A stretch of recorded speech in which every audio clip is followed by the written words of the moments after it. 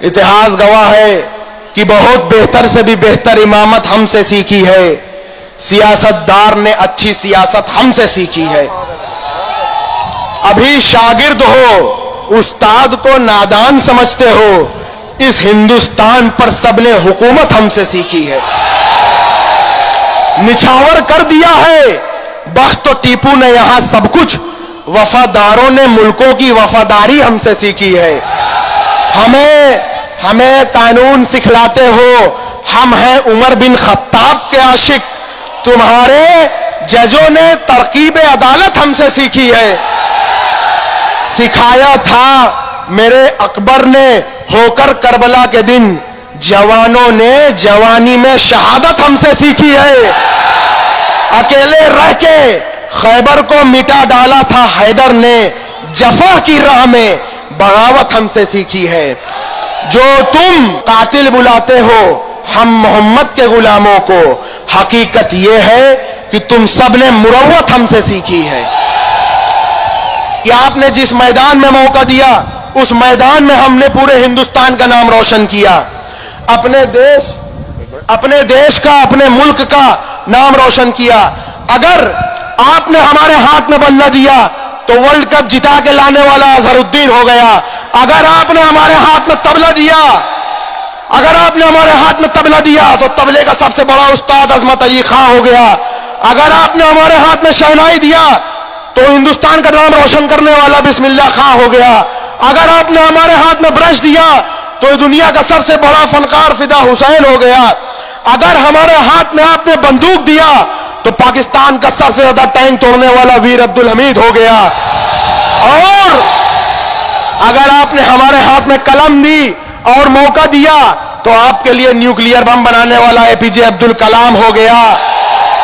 कहां कहां हमारा इम्तिहान लोगे। हिंदुस्तान की आजादी के बाद से आज तक हम लोग वफादार रहे हैं और वफादार रहेंगे। मुल्क के लिए हमेशा रहे हैं और हमेशा रहेंगे। और आपने ये कर करके लेकिन हमारे बीच बंटवारा कर दिया। हमसे अगर वफादारी का सबूत चाहते हो, अगर ये कहते हो आज भी कि हम वफादार नहीं है, तो जैसा कि मेरे वालिद ने कहा और मैं भी कह रहा हूं कि बना दो एक ब्रिगेड, बना दो एक बटालियन। पाकिस्तान तो कुछ भी नहीं है, दे दो हमें उसमें हिस्सेदारी। ले चल के खड़ा कर दो चीन के बॉर्डर पर। अगर जितना वो घुस आया है हम न घुस गए तो हम शहीद हो जाएंगे, लेकिन हम वफादारी से पीछे नहीं हटेंगे। हम हमेशा वफादार रहे हैं। हम कहेंगे कि लेके चल के हमें लगा दो चीन के बॉर्डर पर, फिर हमारी बहादुरी देख लो, हमारी वफादारी देख लो। हमारा जवान वीर अब्दुल हमीद से ज्यादा दिलेरी से लड़के दिखाएगा। हमारे अमीर, हमारे कायद जनाब बैरिस्टर असदुद्दीन ओवैसी साहब, या खास तौर से हमारे बैरिस्टर असदुद्दीन ओवैसी साहब के बारे में जब कोई बात होती है तो लोग बहुत मोहब्बत से कहते हैं, बहुत दिल से कहते हैं कि हां वो इकलौते शख्स हैं जो मुसलमानों की पैरवी कर रहे हैं, वकालत कर रहे हैं। इस बात का लोग एहसास भले करते हैं, लेकिन फिर न जाने उनके दिलों में, दिमागों में क्या बसा हुआ है कि जब मैं उठ के वहां से चलता हूं तो लोग कहते हैं, धीरे से कहते हैं कि अगर वोट दे दिया तो बीजेपी आ जाएगी। लोग ये कहते हैं कि अगर वोट दे दिया तो बीजेपी आ जाएगी। हमारे बड़ों ने बेशर्त आज तक इन सेक्युलरिज्म का लिबादा ओढ़े पार्टियों को वोट देते देते इस उम्र तक आ गए हैं। लेकिन अगर अब हम नौजवान बेशर्त अपने सबसे कीमती चीज को बेशर्त इनकी झोली में डालते रहेंगे तो हम नौजवान और हमारी आने वाली नस्लें तबाह और बर्बाद हो जाएंगी। आप ये चाहते हैं कि हम इनको वोट देते चले जाएं और मुसलमानों के हालात बद से बदतर होते चले जाएं।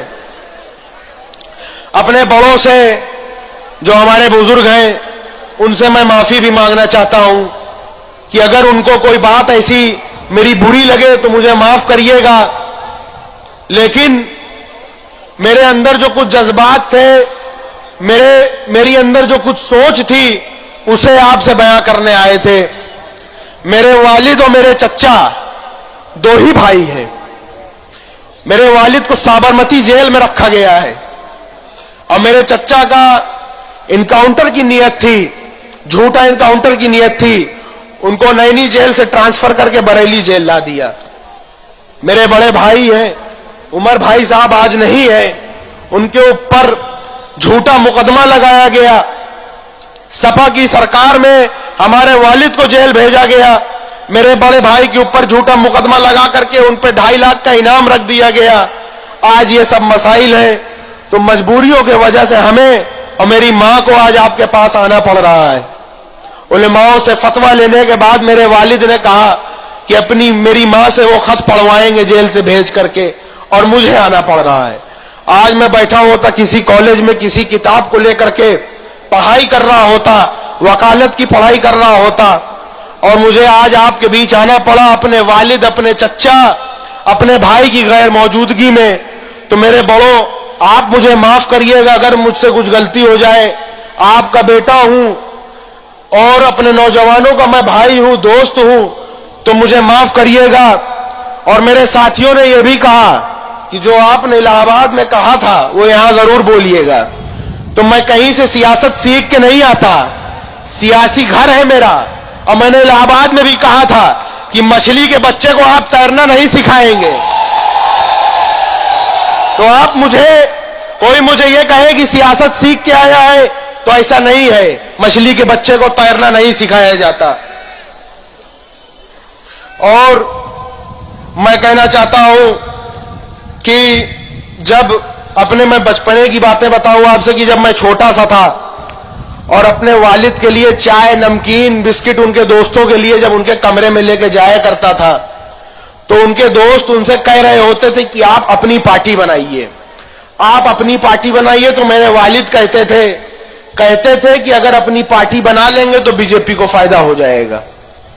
और यही सोचते हैं आज मेरे वालिद जेल में बैठ करके, और इसी बात का अफसोस कर रहे हैं और इसी बात का मलाल कर रहे हैं कि आज हमने अपना एक रहबर नहीं चुना, हमने अपना एक कायद नहीं चुना। काश कि अपना एक कायद चुना होता। हमारे वालिद के मुंह से हमने जेल में ये सुना है, और इसलिए आज आपसे कहने आए हैं कि अपना एक कायद, अपना एक लीडर, अपना एक रहबर चुन लो। आप ये बीजेपी को हराने और जिताने के मसाइल को छोड़ दो। अगर हम 22% हैं और हिंदू वोट 80% है, तो अखिलेश यादव हिंदू वोट से बीजेपी को हराएं। हम मुसलमानों के पीछे न पड़े, हम मुसलमानों का पीछा छोड़ दें। अगर वो 80% है तो जाए बीजेपी को अपने वोट से हराएं। और हमारे पीछे पड़े रहते हैं, हमसे इनको क्या लेना देना। ये हमारे मसाइल पे नहीं बोलेंगे। हमारे लोगों के, हमारे नौजवानों के इनकाउंटर करे जाते हैं, जेलों के पीछे डाला जाता है, नौकरियों में हिस्सा नहीं दिया जाता है, ये हमसे पीछा छुड़ाते हैं। तो ये जाए बीजेपी को बीजेपी के वोट से हराएं, हमारे पीछे न पड़े। यही आपके बात लेकर के आए हैं आपके पास कि हम मुसलमान, अगर वोट का समुंदर है, अगर हम 21-22% है, तो हमें जरूरी नहीं है कि हम समुंदर है तो हम नदी नालों में जाके मिले। उन्हें जरूरी है, उनके लिए जरूरत है कि वो हमारे पास आकर के मिले। जब 150, 150, 200 सीट मुसलमानों की होगी, जब ओवैसी साहब की क़यादत में मुसलमानों की हिस्सेदारी होगी, जब मुसलमान सरकारें बनाने बिगाड़ने में दखल देगा, तो सरकार की कंडीशन होगी, हमारे नौजवानों की, हमारे नस्लों की नौकरियों की कंडीशन होगी। हम नौजवानों को IAS, IPS, डॉक्टर, इंजीनियर बनाने की कंडीशन होगी। ये बीजेपी को हराने जिताने की बात नहीं है। ये मुसलमानों, हम लोगों के मसाइल को और आने वाली नस्लों को उनका हक हिस्सा दिलाने की बात है। तो आपसे गुजारिश करना है कि आप अपना अमीर चुनिए।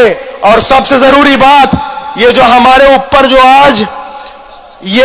ऊपर जो खतरा है, ये खतरा न बीजेपी के वजह से है, न किसी और के वजह से है। ये खतरा हमारे अपने आप के खुद के वजह से है। जब कुरान के फरमान से जब हम हटते हैं, तो मुसलमानों को ये सामना करना पड़ता है।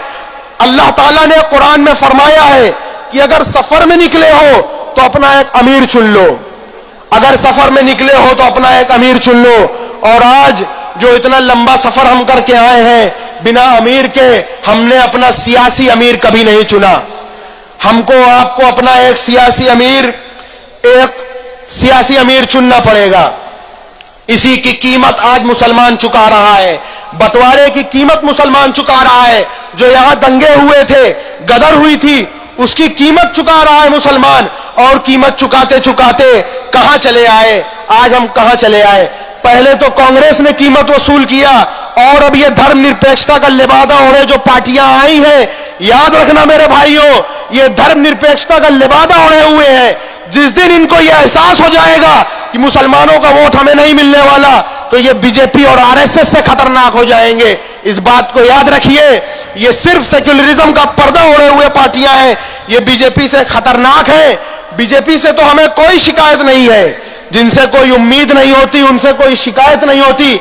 अगर हमें शिकायत है तो इन पार्टियों से है, अगर हमें शिकायत है तो इन पार्टियों से है जिन्होंने हमारा वोट लिया, हमारा इस्तेमाल किया, अपनी सरकारें बनाई। 7% 8% वालों ने अपनी सरकारें बनाई, बेशर्त हम वोट देते चले गए, और इन्होंने हमारे मसाइल न देखे, न बोले, न हमारे लिए कोई काम किया।